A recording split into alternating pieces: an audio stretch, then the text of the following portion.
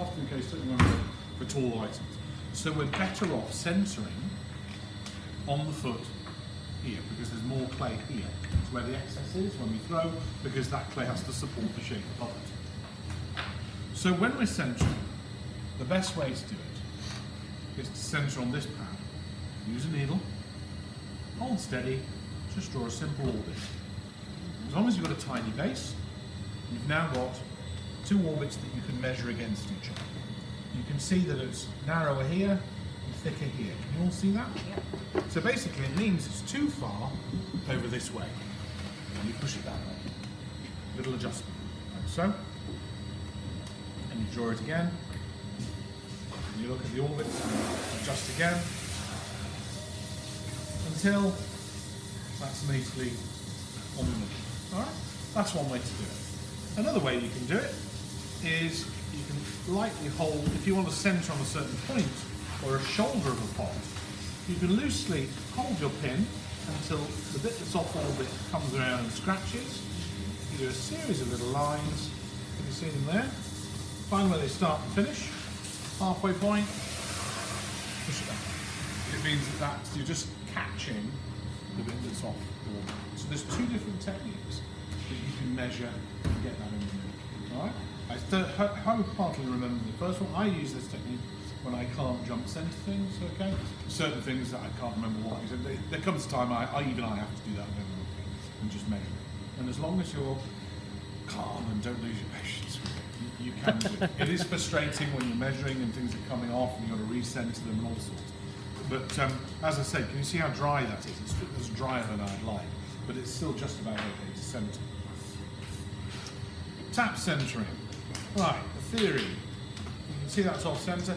You can watch the orbit, you get your head above it, you come around here, and when it's over this side, you tap it this side. This is an explanation that's been given to me years and years. I've never really been able to do that. What I tend to do is hit it about 4 o'clock, okay, with the same sort of force, the weight of the pot and the speed kind of create. Does that make sense? And it can do nothing but jump in the middle. Oh, look, there you go, 1, 2, 3. Normally it's a 1, 2, 3. A little pull towards. Okay, so that's off. I've got to think of something else. I have to disconnect the driver and they tell the engine room to take control. Yeah, that's what I have to do. I think about dinner and then go, 1. There we go, lovely. And if I adjust my focus, so I want to center it there or on the foot or there, I can then tap it and get it onto whichever orbit that I want to get it on. Okay. Are you just randomly tapping, or are you trying to catch the? Are you trying to catch the? Because I was watching you doing it earlier when you were trying to focus, when you were trying to tap in the back, and you were focused very much north, but your hand was working kind of southeast. Like yeah. I mean, as a general rule, I would the best advice I can give you is to come in at 4 o'clock and tap it 3 times. Yeah, with a nudge, 3 little nudges. There we go. But like I say, if I think about it, I can't do it. So I have to disconnect the brain. I know what I'm doing, and I'm pointing my eyes where I want to go, and then it just... So it's not complete random tapping, you're trying to catch what's off. Yeah, the back of my brain is taking over. I woke up one morning and I could do it.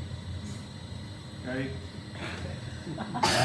It's a magic moment. And I can honestly say pottery's like that. I compare it to one of these role-playing games where you get enough experience points and then also you wake up and you've got new skills. Yeah? I can promise you. How many years was that? 43. It happens. It does, honestly, it happens. And it still happens. And I'm still learning. And I know it sounds like a cliche, but the more and more I know, the more and more I realise I don't know.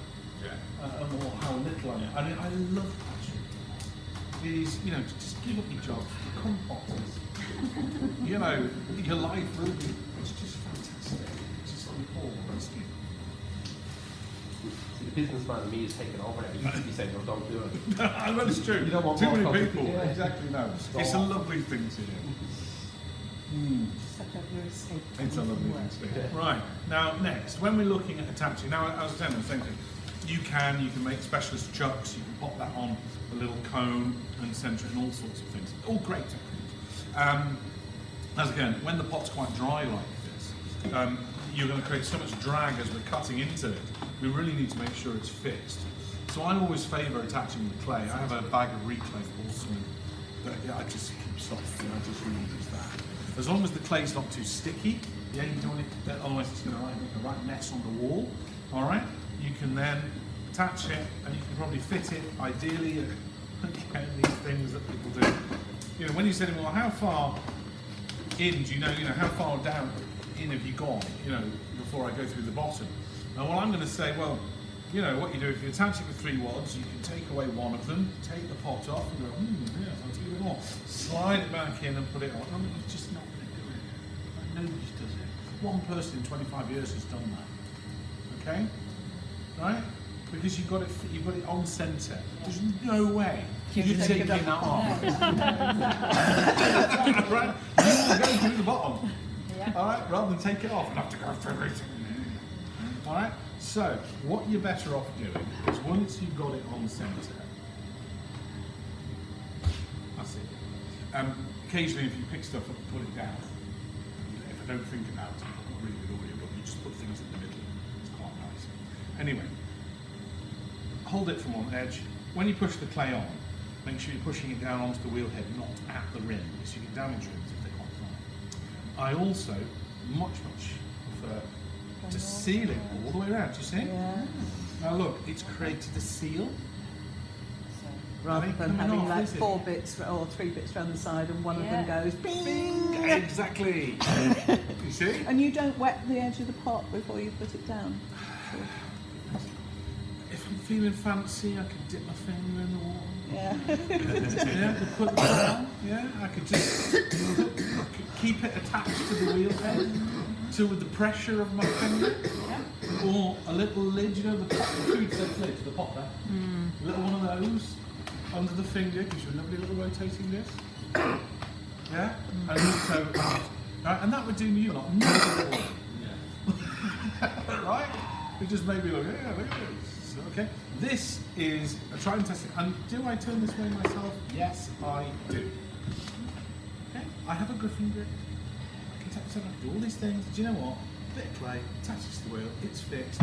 Use your speed, keep your hands on, take your tool, in you go. Right, tools. That is the stem turning tool. These are great when they're sharp and the clay is of the right consistency to use one. If the two are wrong, it will chattering. Nice effect. These are loop turning tools, or ribbon tools. The original ones of these were designed all the way down to the terracotta model. You see the old ones with just lovely brass wire, which are no good for this because they're blunt. These new ones have lovely tapered edges, which means they're a cutting edge, which is fantastic because it means that we can cut in and away with minimum drag and maximum cut. Now look, how's it going? I will start off quite flush with the side of the pot, and I will alternate the depth of cut by the angle. I will also avoid going in and across in one movement, because that way lies the danger of snapping and pulling it out. Whereas if you methodically cut and away, cut, come away. You see what I'm doing?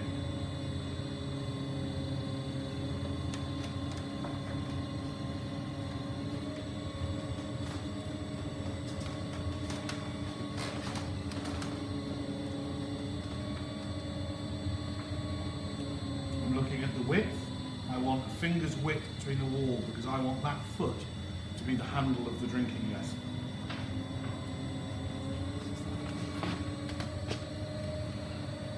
You want the foot to be the handle of the... I will explain. This is a T-bone. So I'm going down in a series of little trenches and then taking the high ridges off. Yeah. I've got rid of most of the excess with the loop. and I want to do the finishing shaping. This is a mud tool. Okay.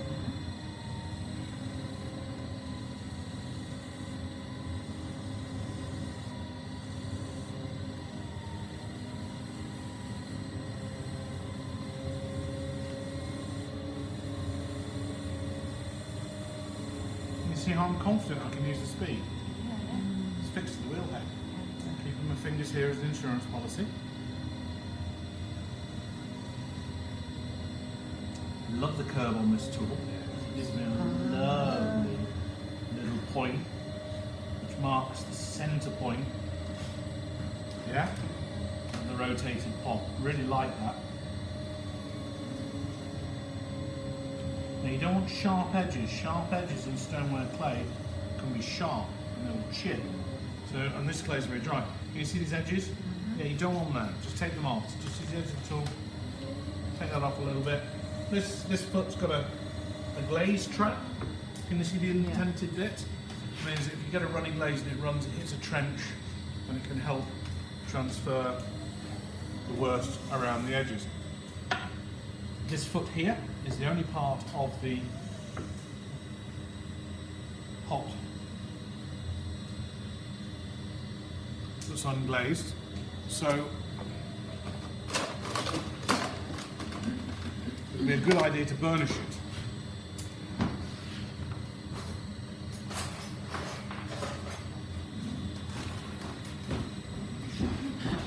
I've got 3 stains in my Teaspoon. Oh yeah? And Your burnishing tools should consist of teaspoon and put the stains.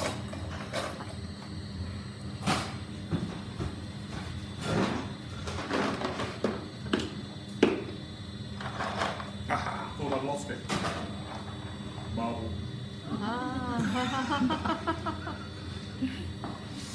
I thought it was funny. I've just got it if that helps. No, I did as well. But you couldn't say. So there we go, look. The hard steel, all the marble. Marbles are lovely for burnishing handle work because they can get into little curves and corners. Alright, now can you see that? You can also use the back of your nail. Really shine. Yeah. And it's literally, it's just compressing really, isn't it? It is, it's polishing, polishing the surface. But that allows that won't scratch your furniture. Oh, so it stays through the kiln, it'll stay. Yeah, it'll lose a little bit of it, but it suppresses the grog and it keeps it smooth. Do you see? So it's well worth doing. I mean, again, if you're on a desert island, use a pebble. I used to do electrical desert island pots. How you find a clay, make things with nothing, and file them and burnish them and make pots. Lovely. So that's all. You've only had to do that much trimming because you took so much care when you were making it. See? There we go. Now it's important the balance is right. Yeah, the weight. If that pot was too heavy, the centre of gravity in the middle there would be different. So it would overall feel different. Yeah. Okay? Width of the hand, should I say, height of the hand. Okay? Tactile, you can see how my fingers are accommodating the foot ring. Okay? Yes, my stairs have little shelves every now and then, so when you carry 2 up in the morning, you can put them down. Is this because you hate handles? It's just form over function. Yes. That's Yeah. all it Yes. is. It is, yeah. I love the way these feel, the Yes. balance of them. I love them. I really do, Yes. and I collect them. I pass that around, it's quite fairly pleasant. But that's some basic turning. Now, those of you wanting to see turning of a bottle, let's move on to that. So now, this is the trick. You need chucks. All right, various chucks of various sizes. All right, let's turn this fella. You can see, and we're going to need to accommodate that quite pleasantly. Again, get yourself a nice collar of clay. Now, what size? You can use biscuit chucks, but glazed ones are better because the clay sticks to it. Yeah, when they're a biscuit chuck, the clay becomes dry very quickly. The moisture's absorbed. If you do have a biscuit chuck, just dunk it in water, and that can solve that problem. So it's quite nice. But I tend to just high five them. Right, now the golden rule with these is the first thing you do is you don't worry about the centering, you worry about the level. Okay? So you get it level to start with.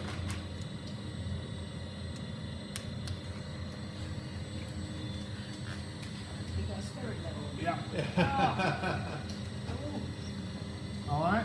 Oh, now that is cheating. A spirit level. I have a spirit level. I have a spirit level as well. But, yes, Even if I never but not use full my of phone. on Do the you phone. just level it by pushing it slightly into the cleft, Yeah, I'm as it were? just adjusting You this do thing. the- Yeah. yeah. I also have a little mini spirit level, Yeah. which you can just check. Yeah, that's what I've got.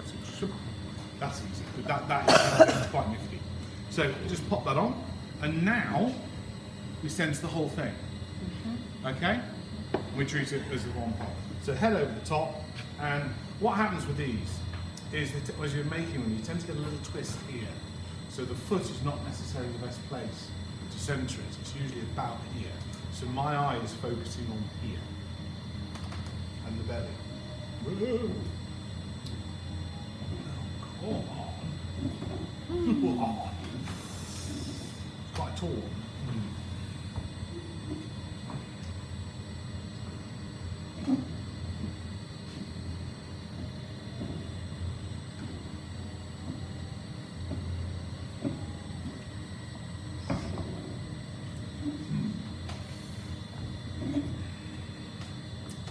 Oh dear.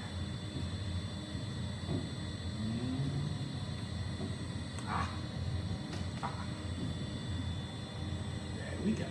Thank you. Now set it on there. Can you see that? Can you see the top? It's got a little knot. Yeah. Yeah. Yeah.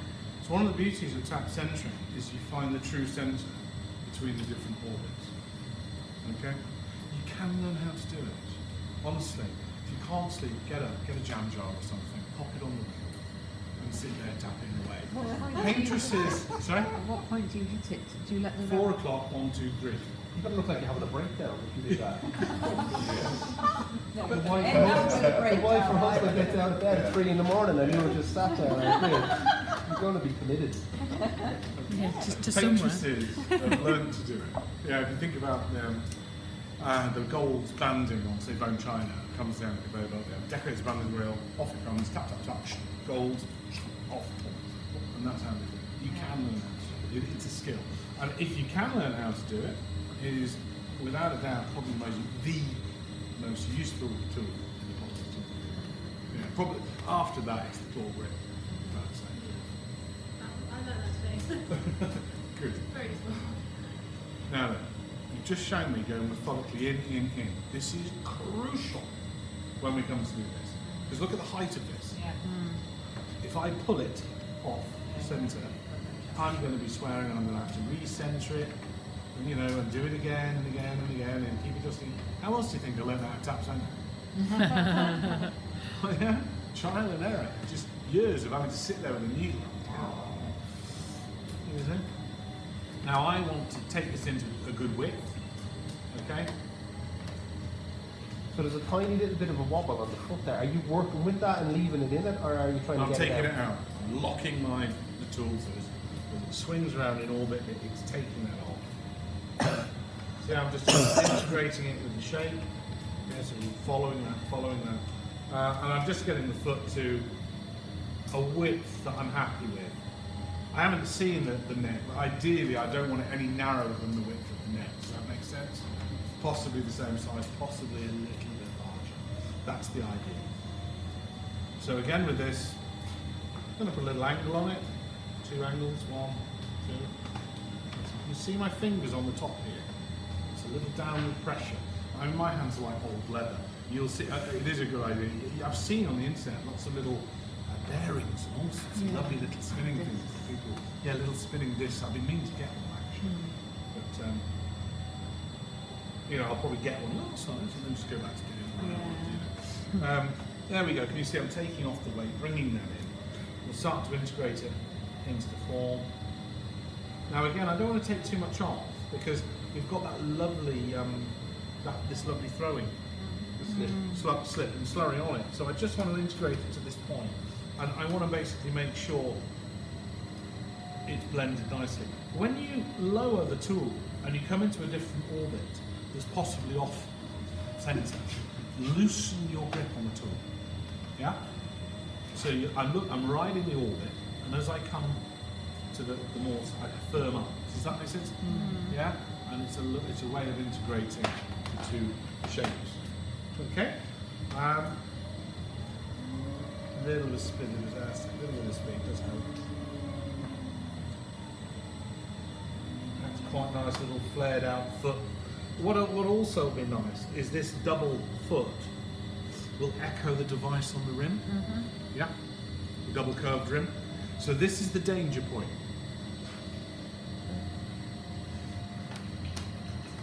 Don't try and take away too much too soon, you see? You go in and it bites in.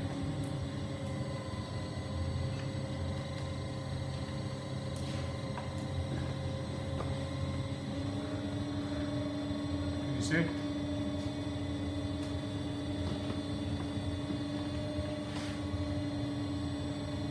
There we go. I mean, this should really be a curve because ideally the inside shape of that is curved. So it ought to be lower on the outside of the foot and a slight down. That ideally is what is after. I'm getting into the habit of just doing that nowadays and just leaving a nice finish. Yeah, just a little crude spiral. But it depends on what you do. Porcelain pieces I tend to be quite smooth because I do a lot of painting on the feet of my pots. My sign, I paint teeny weeny little fish on every single pot I make. So mad. Oh, sorry. Oh. I meant that genuinely, not. Oh, you're mad. Yes. Oh, It's lovely. Alright.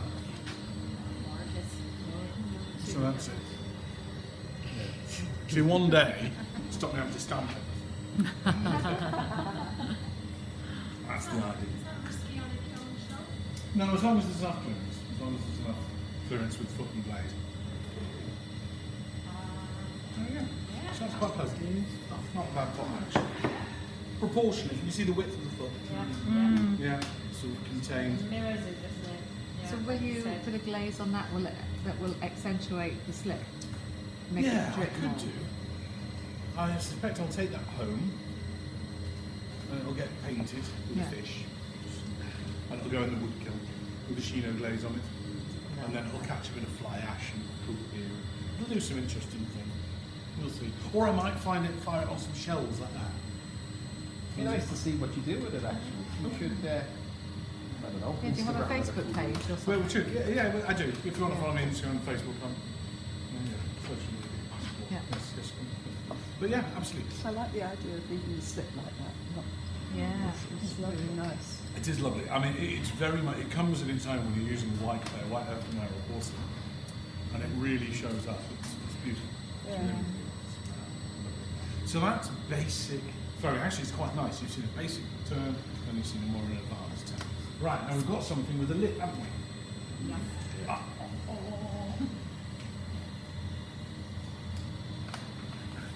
Has anybody got a furnished ball of clay? I mean, it's such a bit soft at the back. Oh, it's just Yeah. not I'll show it. It's going to sit up. Chunk of something. I just need a firm.